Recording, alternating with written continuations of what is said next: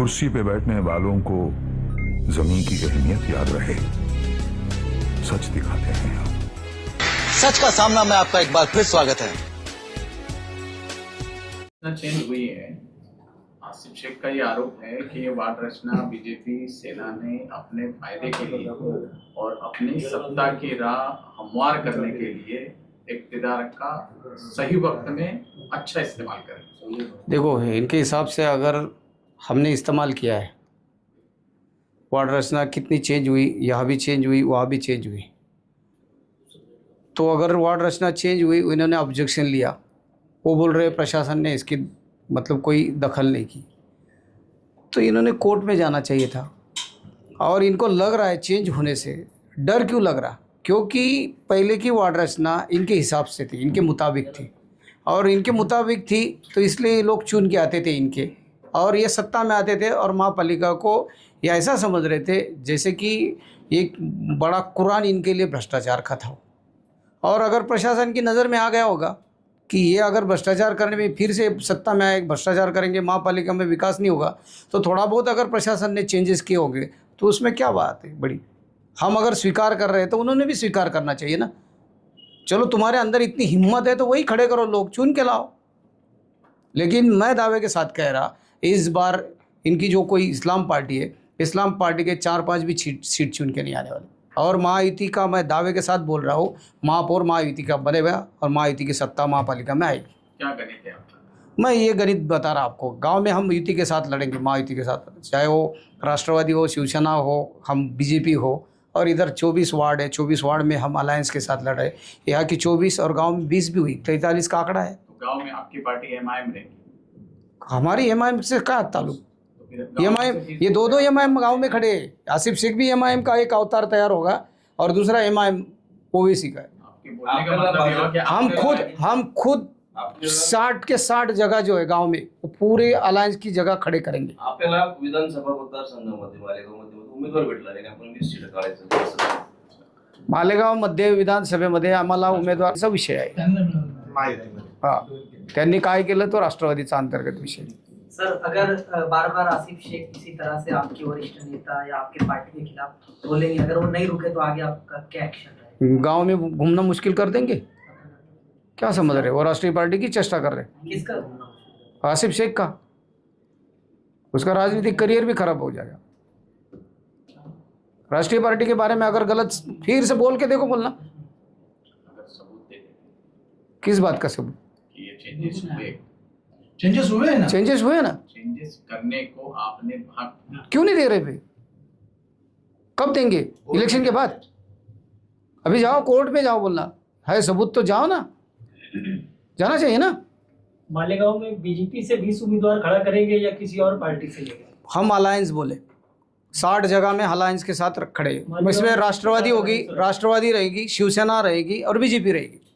इसके अलावा और किसी से अलायंस रहेगा? इसके अलावा कोई पार्टी नहीं। हमारे अलायंस की जितनी भी ऊपर देश के प्रादेश स्टेट लेवल से लेकर राष्ट्रीय लेवल तक जो भी पार्टी हमारे साथ है वो पार्टी रहेगी बस। आरपीआई वगैरह राष्ट्रीय लेवल में। और मेयर के लिए आपको कुछ सीटें की जरूरत पड़ी तो मालेगांव से कौन सी पार्टी से? हमारा आंकड़ा बहुमत का जो 43 का है वो पक्का महायुति का आएगा। आज पहले तो आप सबका, आज पत्रकारों का मैं भारतीय जनता पार्टी मालेगांव महानगर की तरफ से स्वागत करता हूं।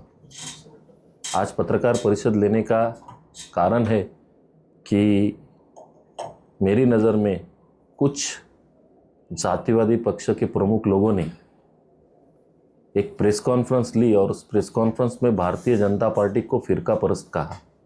इससे पहले भी कई बार ये हमारी नज़रों में आया है कि उन्होंने भारतीय जनता पार्टी के शीर्ष नेता है, वो भारतीय जनता पार्टी के नेता नहीं, वो देश के पंतप्रधान है, एक संवैधानिक पद पर आदरणीय नरेंद्र मोदी साहब बैठे हैं।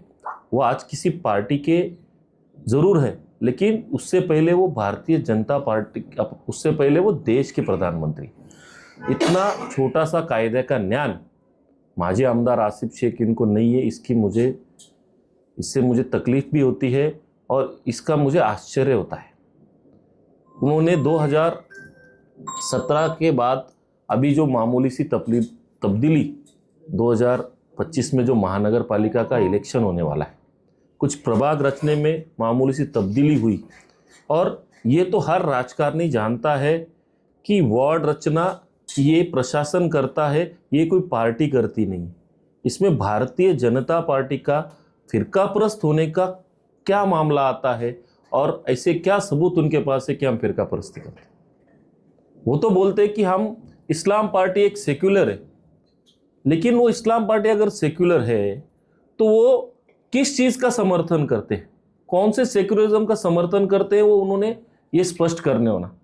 मुझे तो हैरानी होती है उनके सोच पे, मुझे दया आती है कि वो जिस प्रकार की सोच रखते हैं। आज अगर सही में इस मालेगांव के अंदर जातीय तेड़, जातीय शांति बिगाड़ने का कोई काम कर रहा होगा तो आसिफ शेख की इस्लाम पार्टी कर रही है। अनेक बोगस जन्म दाखले मालेगांव में हुए। आज तक मालेगांव के अंदर महानगर पालिका में अनेक सालों से आसिफ शेख इनकी पार्टी, अब उनकी पार्टी कौन सी है ये कल परसों हमें ये भी पता नहीं।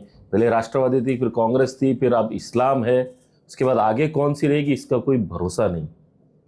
लेकिन भारतीय जनता पार्टी एक राष्ट्रीय पार्टी है। हमारा काम है सबका साथ, सबका विकास, सबको साथ में लेके चलना। हमने लाडली बहन योजना लाई, हमने कहीं किसी के साथ भेदभाव किया क्या? हमने ऐसा किया कि हिंदू को लाभ मिलेगा मुसलमान को नहीं मिलेगा? तो हम फिरकापरस्त कैसे हो गए? सेक्युलरिज्म ये हम जानते हैं और इसकी परिभाषा आसिफ शेख ने हमको सिखाने की ज़रूरत नहीं। मैं तीव्र शब्दों में आसिफ शेख का निषेध करता हूँ और ये वो इसलिए कर रहे हैं कि ये इलेक्शन उनके नज़र के सामने है। इलेक्शन के पहले दो समाजों में मालेगांव में तेड़ निर्माण हो और दो समाजों में झगड़ा कैसे हो और उनको राजकीय फायदा कैसे हो, ये उनका करने का काम है।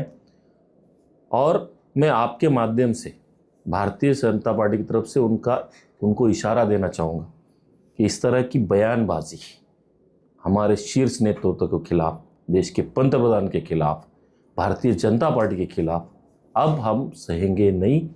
जैसे का जवाब, ईंट का जवाब हम पत्थर से देंगे, इसकी वो नोंद ले और आगे से ऐसी बयानबाजी से बाज आए। जिन वार्डों के बारे में आसिफ शेख ने कहा 2, 3, 4, इन वार्डों में परसों से कभी चेंजेस हुए नहीं। और इलेक्शन कमीशन का ये कानून भी है कि एक हाईवे क्रॉस करके इधर से उधर जो वार्ड नहीं जा सकता, ये भी है। उसके बाद भी प्रेशर लाके और उनके पास उन्होंने ये भी कहा कि मेरे पास सबूत भी है, मैं इलेक्शन के दिवाली के बाद में वो सबूत भी बता दूंगा।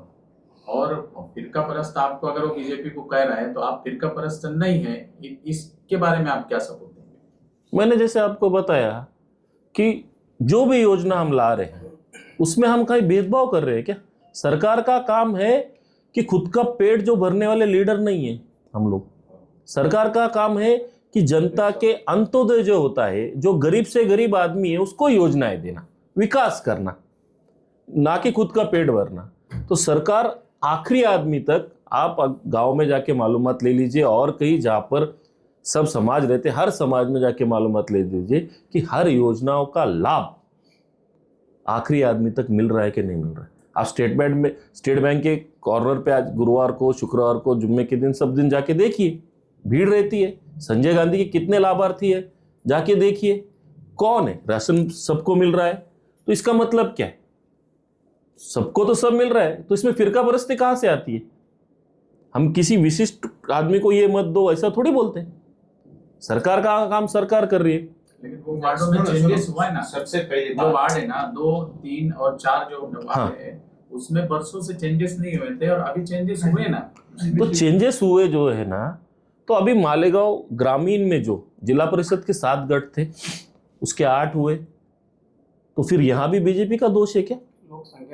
लोक संख्या के हिसाब से एक कानून होता है और उस कानून के हिसाब में एक जैसे एक जिला परिषद के वार्ड में 40 से 44 हजार तक वोट होने चाहिए, वैसे महानगर पालिका का भी रूल है, इतने वोट का एक प्रभाग होना चाहिए। और रही बात आपने जो बोला है कि जैसे नदी के इस पार नदी के उस पार, तो जैसे 4000 वोट अगर एक प्रभाग में से 2 नंबर में से निकाल के अगर 3 नंबर में गए तो उसका अगला वार्ड जो है उसमें से 4000 वोट इधर आने वाले हैं। वो टारगेट है, वो तो पूरा करना है। और रही बात प्रशासकीय अधिकारी, उसका काम कायदे के दायरे में रह के, अरे इतनी बात थी तो इन्होंने कोर्ट में जाना चाहिए था, इन्होंने तब हरकत लेनी चाहिए थी उस पर। आज चिल्ला के क्या फायदा है। और दूसरी बात ये रही कि इनके हिसाब से वार्ड तो ये इन्होंने बनाया होंगे पहले, तो टूटा तो इसके पेट में अभी जलन हो रही। उन्होंने अपने बयान में ये भी कहा कि वार्ड रचना के जब जितने एतराजात दाखिल हुए तो नदी के इस पार के जितने एतराजात थे उसके ऊपर कोई अमल नहीं किया गया। जो नदी के इस पार से जो एतराजात आए थे उसके ऊपर ही अमल किया गया और सब एतराज एक जैसे थे, उसके अंदर सिर्फ नाम अलग अलग थे। अच्छा, ये तो ठीक है, एतराज जिसने लिए नाम अलग अलग थे ये अलग बात है। आपने जो एतराज ले लिए उस पर आपकी सुनवाई नहीं हुई तो आपको आगे जाने का चांस था, क्यों नहीं गए? कोर्ट जाना चाहिए था, राजकारण करना था इसलिए नहीं गए ना। उनको मालूम है कि उनके पास उनकी सियासी जमीन अभी खत्म हो चुकी और उनकी सियासी, उनके पैरों के नीचे की जमीन अगर हिल गई है तो ऐसा ही कुछ बोलेंगे। अब आप लोग खुद समझदार है।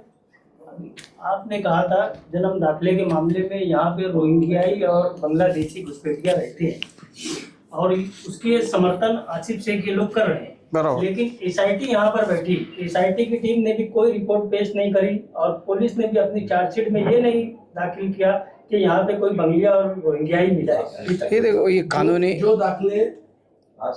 जो दाखिले गए और उसमें कई सारे लोग आज भी गुमशुदा है, मिल नहीं रहे, दाखिले के साथ गायब है। वो अगर गायब है, वो ना तो एसआईटी को मिल रहा है, ना पुलिस को, ना आपको, फिर वो लोग है कौन? और ये समर्थन अगर कर रहे तो इन्होंने ये साबित कर देना कि जो लोग गायब हुए उनको लाके खड़े करना और कहना कि ये रोहिंग्या नहीं है। और जिसका आइडेंटिटी ही बोगस है, जो ये हमारे भारत का, हिंदुस्तान का नागरिक नहीं है, ये अगर प्रूव हो रहा है तो अगर यहाँ का नहीं है तो फिर पाकिस्तान का होगा, बांग्लादेश का होगा या रोहिंग्या होगा। वो हिंदुस्तान का तो नहीं है, ये तो प्रूव हो गया। तो इसका मतलब वो बाहर का है और बाहर का इधर आके रह गया, मालेगांव में क्यों आके रह रहा है? और कौन है वो? अभी तक के ये सबूत पेश नहीं कर। 4 साल पहले की न्यूज़पेपर है मेरे पास, खुद आसिफ शेख इन्होंने खुद उस पेपर में बयानबाजी किया था और परमिशन मांगा था कि रोहिंग्या को मालेगांव में पनाह दी जाए। तो इसके बारे में क्या बोलेंगे वो? उन्होंने खुद मुंह से बोला था ना कि रोहिंग्या ये वर्ड यूज करके बोला था कि रोहिंग्या को मालेगांव में पनाह दी जाए। आज जो लोग नहीं मिल रहे, जो दाखिले के साथ गायब है, वो लोग कौन है? ये आसिफ साहब ने बताना। अच्छा, आपने पूछा कि ये रोहिंग्या का, ये एक सिर्फ एक मिसाल है, समझ लो, ठीक है। लेकिन जो गुनहगारी करता है, जो फॉर्जरी करता है, आप उसका भी समर्थन करते हैं। इसके बारे में क्या कहेंगे? अगर किसी का जन्म दाखला गलत है तो देश के कायदे में ये गलत ही है ना, तो गलत का भी आप समर्थन करते हैं। आप साबित क्या करना चाहते हैं? रही वार्ड रचना की बात, last time Bharatiya Janata party के जो वार्ड में सबसे ज्यादा सीट चुन के आए थे, वो वार्ड भी चेंज हो गए, वो प्रभाग भी चेंज हो गए। तो फिर बीजेपी क्यों अपने खुद के वार्ड चेंज करेगी? अगर बीजेपी को ही करना है तो उनका ये जो आरोप है, ये आरोप गलत है। इसीलिए उन्होंने जो भी बयानबाजी की है, उस बयानबाजी के बारे में माजी आमदार आसिफ शेख का भारतीय जनता पार्टी मालेगांव जिले की तरफ से हम तीव्र शब्द में निषेध करते हैं। वार्ड रचने का जो बात है, वो पूरा का पूरा अधिकार प्रशासन को है। IAS IPS लोग उस पर डिसीजन लेते हैं, जो उनको फिजिकल लगता है, वो फाइनल करते हैं। और अगर उनके ऊपर प्रेशर होगा तो वो IAS IPS अधिकारी लोग बताएंगे हमारे ऊपर प्रेशर था क्या नहीं। सबसे बड़ी चीज, किसी के ऊपर प्रेशर नहीं था, जो उनको फिजिकल लगा, प्रशासन ने डिसीजन लिया है। और आसिफ शेख को तब ऑब्जेक्शन नहीं था, लेकिन अभी राजकारण करना है, इसलिए वो ये सब बातें अभी उठपटांग चीजें कर रहा है। अच्छी बात है।